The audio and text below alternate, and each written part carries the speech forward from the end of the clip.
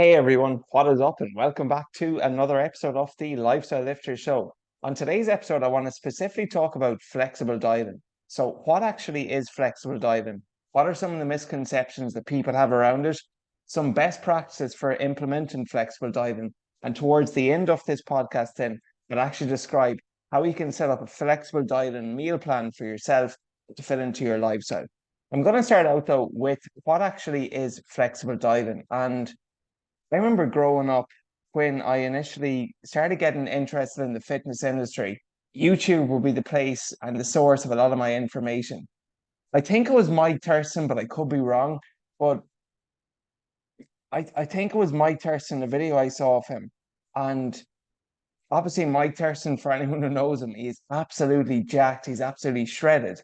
And it was a video of him, I believe. Now, I could be wrong. It may not have been Mike Thurston, but whoever it was a fitness influencer, absolutely jacked out of his mind. And he was having a huge bowl of cereal. I just could not get my head around it.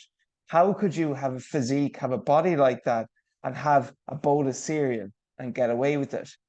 And then there was even someone locally, I'm not going to mention his name, who started a YouTube channel when I kind of came a bit more well versed in this, and he was documenting a day in his life. And a lot of his diet consisted of having Pop-Tarts, having cereal, and very, very little quote unquote whole foods. But he was also eating in such a congested window that it was only like getting all of his meals inside a 4 hour window. So on one end of me, I was like, how are you doing that? And the other end, I'm like, why would you actually want to do that? Okay. But with flexible dieting, that was how I was introduced to the concept of it. It also is commonly referred to as IIFIM. In other words, if it fits your macros, you can essentially eat anything. So flexible dieting, the whole concept about it is there's no single best diet that's going to work for everybody. And you can technically eat anything you want and still lose fat once you're in a caloric deficit. Okay. So, for example, if you listen to Joseph Rackich, the podcast a few weeks ago, he's a big proponent of the keto diet. Okay. He is absolutely shredded and he got absolutely shredded following the keto diet. I myself in the past would have built a pretty decent physique following a paleo-esque diet for a while, but I was not able to sustain it. The vegan diet, you look at for anyone who saw the Game Changers, the show on Netflix there, a lot of athletes there in incredible shape who follow the vegan diet. Then you have IIFIM, as I mentioned, like Chris Bumstead, the number one athlete in the world, bodybuilding athlete in the world. That is kind of proponent of the diet that he follows, the IIFIM approach. So the whole concept of there's no absolute one diet or one best diet perfect for anyone, just like in the gym. There's no absolute one best exercise that everyone must do. Sure, there are good practices, but there's no set formula, no set diet that you actually have to follow. And that is what flexible dieting is all about. The misconception is, though, that while no foods are technically out of boundaries, with flexible dieting, you can have a donut every single day. Jordan Syed, a great fitness influencer, he did a 30-day challenge where he called it his Big Mac challenge. He ate a Big Mac for 30 consecutive days, and from the start to the end of the challenge, he actually lost weight. So that again is proof, living proof that flexible dieting does work. So there are technically no foods out of boundaries. You can have ice cream every day. You can have cereal every day. I certainly wouldn't be having cereal every day because I just a bowl turns into the full box, and I just know my limitations. But there's no foods out of boundaries. However, that doesn't mean that boundaries don't exist. So people think that with flexible dieting, you just eat whatever you want. But if you are not in a caloric deficit, you are not going to lose fat. Okay. Now, here are some other things that you need to understand with flexible dieting. If you only equate for your calories, in other words, I'm going to eat 2,000 calories a day, and you don't care about the macros, the protein, carbohydrates, and the fats, the calories are going to help you lose the weight. Focusing solely on calories will help you lose weight. But if you want to look better, that is where your macros come in. Your macros are your protein, carbohydrates, and fats. So calories will determine what you weigh, the macronutrient profile of those calories, they're going to determine how you look. Do you want to look leaner? Do you want to look shaped and toned? Or do you want to just be a smaller, skinnier, fat version of yourself when you lose weight? And then the micronutrients of those calories you're eating, they are going to determine how you feel. Okay. So for example, I'll go back to the calories. You can technically lose weight eating nothing but chocolate and ice cream every single day, provided you're in a calorie deficit. Okay. You can lose weight doing that. But let's be real here. You're probably not going to look the absolute best if you're just having a diet consistent of chocolate, ice cream, and pizza.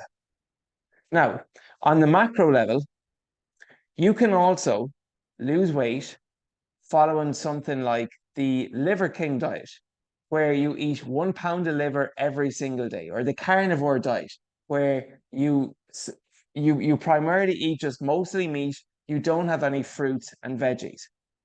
And you can even look good. I mean, the Liver King, look at him, he looks fantastic, he looks amazing. A lot of people who follow the carnivore diet, they look fantastic. Well, you're probably not going to feel the best. Which is why if you want to look good, if you want to feel good, you should consider your calories, but also the macronutrients of those calories and the micronutrients. And what I mean there is focus on food quantity, but also food quality. Food quantity is the number or the amount of calories in that particular food. Food quality is the makeup of that food. And naturally enough, someone who has something like eggs and maybe some avocado for breakfast, and some veggies or spinach thrown in there with your eggs, you're probably going to feel much, much better than someone, as I mentioned, who had a big bowl of cereal with some Pop Tarts and cinnamon buns. Okay. So ideally, if you want to look good, if you want to feel good, you want to perform good, both mentally and physically, your calories, your macros, your micros, they all come into play with flexible dieting. All right. So now that we're aware of what flexible dieting is, you can eat anything you want. There's no one perfect diet that's going to work for everybody. You can eat anything you want, provided you account for your calories. And secondly, I would say your protein. Best practice then for implementing flexible dieting into your lifestyle. So first of all, flexible dieting, it works much, much better when you actually lift weights. Okay. So you can technically lose weight without lifting weights. You do not need to go to the gym. You don't even need to exercise to lose weight. You can lose weight just by being in a calorie deficit. However, most people don't want to lose weight. They're not just after the weight loss, they're after a look. And if you ask someone what kind of look they're after, it's typically the shaped, the toned, having that definition. In other words, they want to lose fat and build muscle simultaneously. And fat loss will occur primarily with your calories and in the kitchen. But muscle gain and looking better and actually having that nice aesthetic look, that is going to come from lifting weights. And the single best way to improve your body composition, the ratio of muscle to fat that you have, is to lift weights in the gym. So flexible dieting, while lifting weights and exercising is not essential, if you want to improve your body composition, I know anyone listening to the show as a lifestyle lifter, you don't only want to lose weight, you also want to look good as well. You want to feel confident in your clothes with your top off and just like the way you look in the mirror. That is where your body composition, the ratio of your muscle to fat is going to come into play. And to improve your body composition, the single best thing you can do on top of managing your diet is lifting weights. I'm not going to go into how many times a week or what's the best workout split. That can be done in another episode. But just for now, best practice with flexible dieting, it does work better when you lift weights. Secondly, you need to understand with flexible dieting that if you're implementing it, the scale may not change. For example, I declined Cullum, who I worked with last year, and Cullum was busy enough guy, would have been lifting weights for quite some time now. So he wasn't new to the game. He was lifting weights for, 5, 6 years, I would say, in the gym.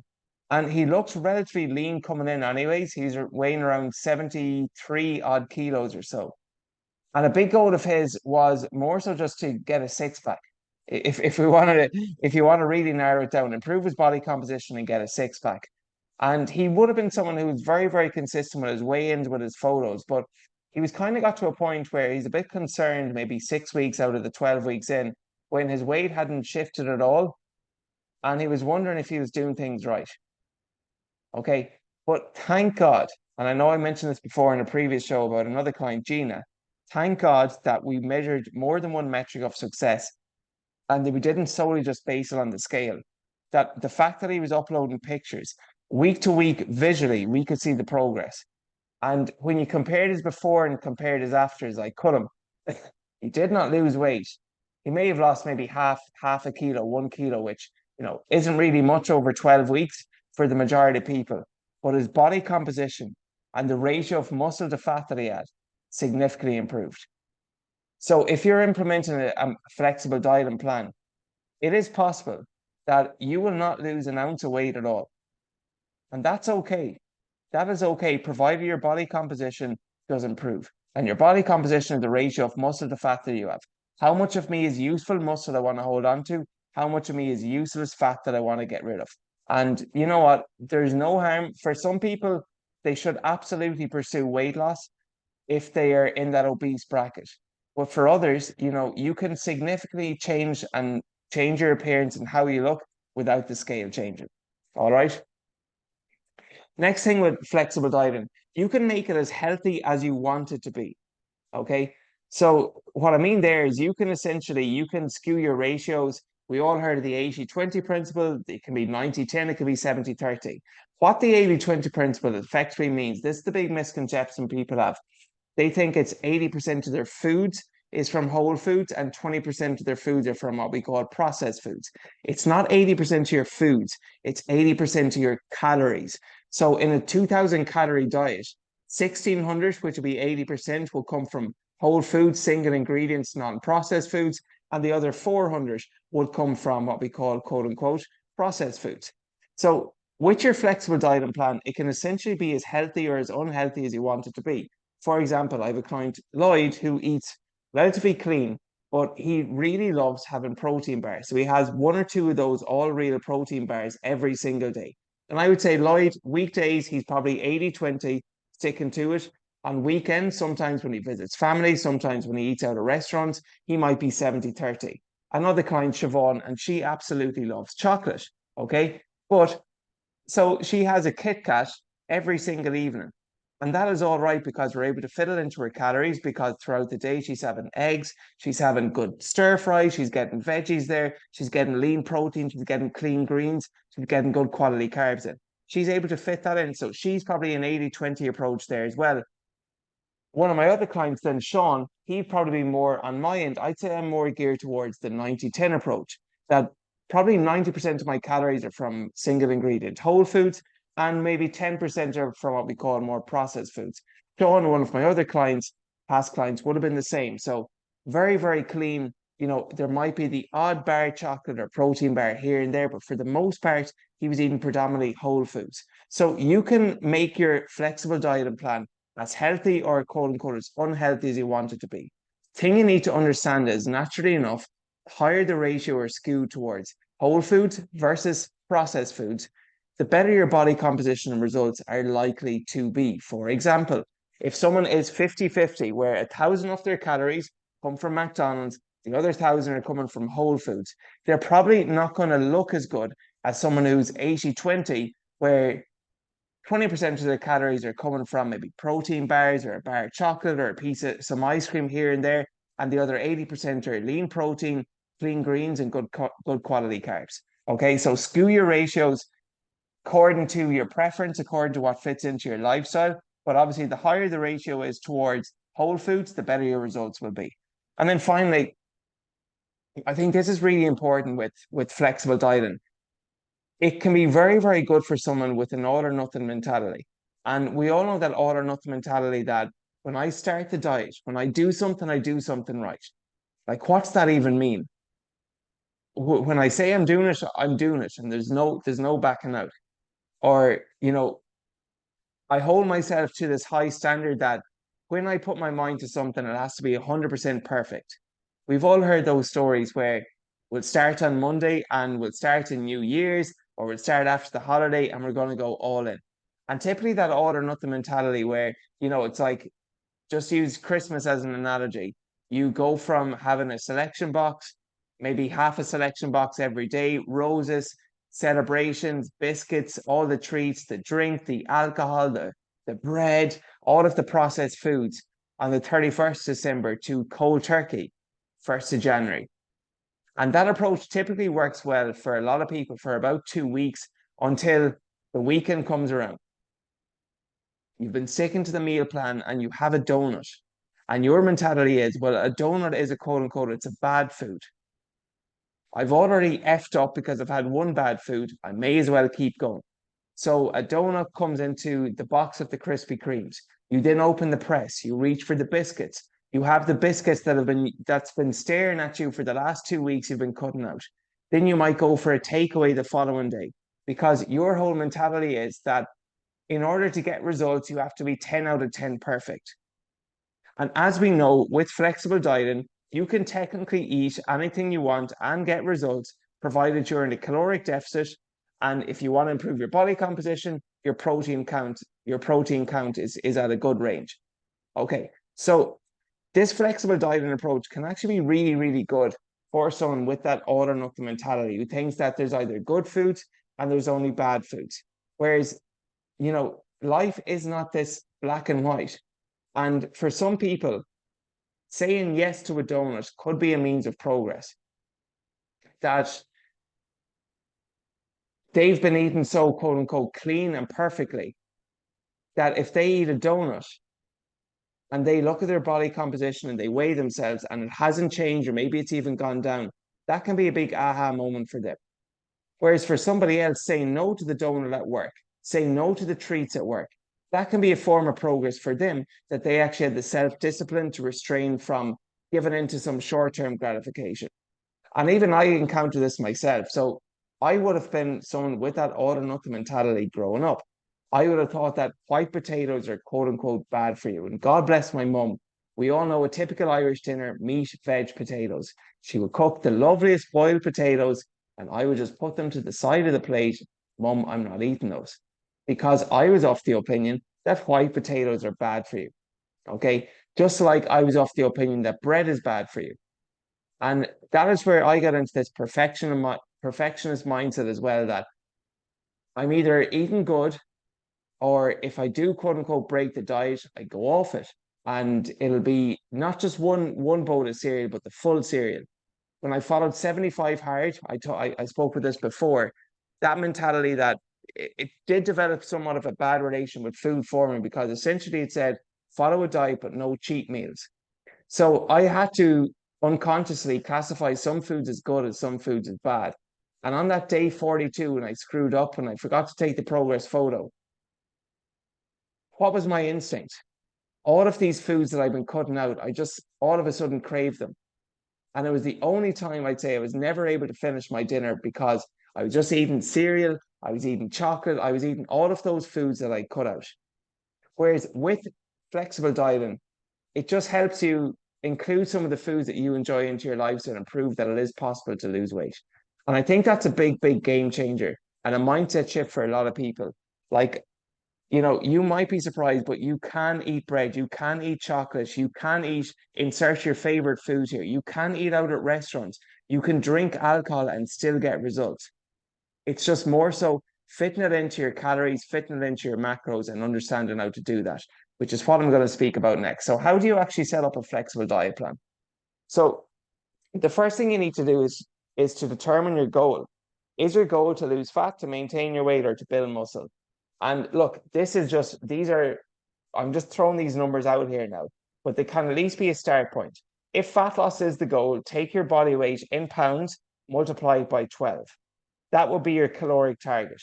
Okay. So, for example, if you were someone who weighs, let's just say 75 kg, you weigh 75 kg and you want to lose fat, multiply that by 12, and that will give you, sorry, 75 kg, or we'll say you weigh 170 pounds and you want to lose fat, multiply that by 12, that will give you 2040 calories. Okay. You weigh 170 pounds and you want to maintain your weight. If you multiply that by 15, that would give you 2550. Okay. And then if you want to gain weight, multiply your body weight in pounds by 18. So 12 for fat loss, I would say 15 for maintenance, 18 for calorie gain. or for muscle gain. So 170 times 18, and that gives us 3060. Now, what happens if you are not losing fat? Well, then maybe multiply your body weight by 10. What happens if you're losing fat too quickly? Well, then maybe multiply it by 14. Okay, I'm just throwing these ratios out here. All right, if you want to go really aggressive, you can multiply, depending if you want to do a real sprint now, you could even multiply your body weight in pounds by 8 or 9. And that'll be on the lower end. That'll be an extreme weight loss approach. It all depends on you and your specific goal. But the first thing is determine your calories. So multiply by 12 for fat loss, 15 for maintenance, and 18 for muscle gain. Okay. If you want to go into more detail, just Google TDEE calculator and then search your details there. And again, it's a calculator, it's just a start point. Step number 2, set your protein. So I recommend 1 gram of protein per pound. Okay. So let's just say, for example, that you weigh 170 pounds, 170 grams of protein. Okay. Then whatever calories you've left over from your protein. So in 1 gram of protein, there's 4 calories. So let's just say you're at 2000 calories and you want to hit 170 grams of protein every single day. 170 times 4 leaves you with 680. Okay, so that means 680 of your 2000 calories are coming from protein, which means you have roughly 1320 calories left to play around with, and you can balance those calories amongst carbohydrates and fats. You choose your preference. Okay, but the 2 most important steps for following a flexible diet plan is you determine your calories and you determine your protein. Some general guidelines with fats, because fats are essential. I would recommend having 0.3 grams of fats per pound of body weight. So again, that 170-pound person multiplied by 0.3, that'll give you at least 51 grams of fat there. Okay, other than guidelines too, aim for about 30 grams of fiber every single day. That's going to make sure you're getting some veggies in there, micronutrients, and drink 2 to 3 liters of water a day. But that is essentially it, how to actually set up your flexible diet plan. Determine your calories, determine your protein. Take away your protein calories from your total calories, and that is the amount of calories you've left then to balance out between carbohydrates and fats, or just some of your favorite foods. The last thing then is determine your flexible dieting ratio. Do you want to follow the 80-20 approach? So you're at 2000 calories a day. If you want to go with the 80-20 approach, that means 1600 calories from whole foods and 400 from more quote unquote processed foods. So those 400 calories, that could be a protein bar, that could be a protein bar and some ice cream, a serving of ice cream after your dinner. Okay, that could be something like a croissant and a cappuccino. Okay, that could be, insert your favorite foods here: a bar of chocolate plus some sweet. Okay, you determine your flexible dieting ratio. Do you want to go 80-20? Do you want to get better results? Do you want to go 90-10? Do you want to make it more sustainable and just have it more long term and go something like 60-40? Okay. After then that, make a list of the foods that you like, find out the calories in them and include them in your macros. So if you love fulfilled protein bars and you know there's roughly 200 calories in those, okay, well, subtract those 200 calories from your 2000 and you know that you still have 1800 calories left to play with when you include your fulfilled bar. And here's actually how I would work with your MyFitnessPal. Pick and include the foods that you're looking forward to eating first, and then build your meal plan around it. So if you really enjoy that fulfill bar, or you really enjoy some ice cream after dinner, put that into your food plan first. So your MyFitnessPal, it's at 2000 calories, and you put in 400 calories worth of ice cream. Then that way you know that you can build your plan around the rest of the day, that for the rest of the 1600 calories, it's going to come from more whole foods. Okay, and that is essentially it. That is how you set up a flexible diet plan. So determine your calories, determine your protein, take away your protein calories from your total calories, and then balance out your carbs and fats as you like. Okay, if you want to have ice cream every day, have ice cream every day. If you want to have a bar of chocolate every day, have it every day. You determine your ratios. Make a list of those favorite foods that you have, fit them into your calories, and just make sure you don't go over your calories and you hit your protein target. And that is essentially it. Okay, no foods are out of bounds. It does not mean that boundaries do not exist, but these are some best practices there. Okay. And that is all for this week's episode. So just finally, I'll say a sample meal plan. So let's just say 2,000 calories. This could be something like eggs and avocado in the morning with some sourdough bread. Okay, and we'll say the sourdough bread could be in the 20% there. You're following 80-20. One slice of sourdough bread, that's 100 calories. For lunch, then you're going to have a salad. So it could be a chicken breast salad with some mixed veggies there. Okay, we'll say we're at 1,000 calories. Dinner is a stir fry. Stir fry, it's a chili con carne with some lean beef and some veggies. We're at 1,600 calories.